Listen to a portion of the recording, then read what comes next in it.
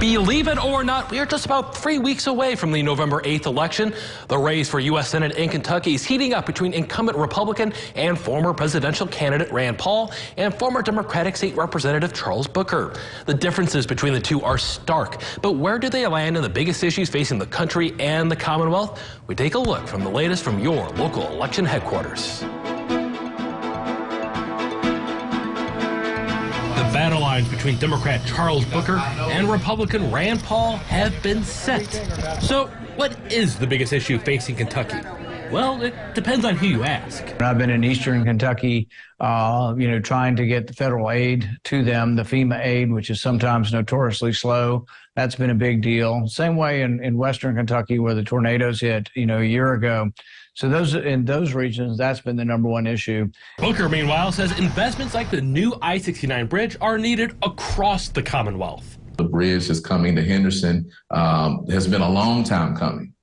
This type of investment is what we will get when we win this Senate seat, and we're going to make that happen. Meanwhile, Booker says the inflation affecting just about everyone shouldn't be a partisan issue, and he says he's looking at ways to bring the so-called jobs of tomorrow to Kentucky and improve the quality of life for all Kentuckians. Coal miners will tell you they know those jobs are gone. They will also tell you they know how terrible it is to be battling black lung and not have health benefits, to not have clean water, to not have infrastructure that is sustainable. And yes, they want clean air. Yes, they want clean water. Yes, they want the jobs of the future. With the economy a key concern, Senator Paul says voters need to know who can battle inflation. People are upset that they're $2,000 to $3,000 less rich than they were a year ago, that they've lost the value of their purchasing power. So I think the wind is still behind us. They want to change, and I think that's what we'll address in November. Though the COVID-19 pandemic may not make headlines like it did just a year or two ago, Senator Paul says he has plans to address the pandemic should he get reelected. We do need to investigate whether this virus came from a lab, because if it came from a lab, that kind of research not only still goes on in China, but it's still going on in the United States as well. But Booker says the senator is simply focusing on the wrong thing. The priority is making sure that our families stay healthy, that we get back on our feet, and that we are better prepared when the next crisis comes. What Rand Paul is doing is not about solutions.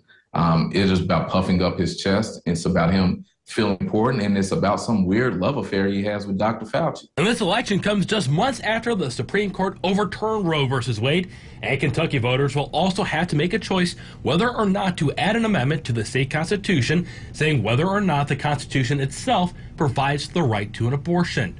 Still, Senator Paul says he doesn't believe that issue will come up any further on the federal level. I don't think a ban on abortion will pass, nor do I think a codification and legalization of abortion will pass. There aren't 60 votes for either one. So I think what's going to happen really practically is that this will play out at the state level. But Booker says he just doesn't believe him. You believe Rand Paul on anything?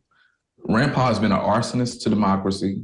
He has been someone who has held himself out as a libertarian, but is showing that he chooses big government every step of the way. And right now he wants to tell people, don't worry, we're not actually going to do all the terrible things we say. No, do not trust Rand Paul at all. His record doesn't verify or merit any trust whatsoever. In person, no excuse absentee early voting in Kentucky runs from November 3rd through the 5th. Election day is November 8th.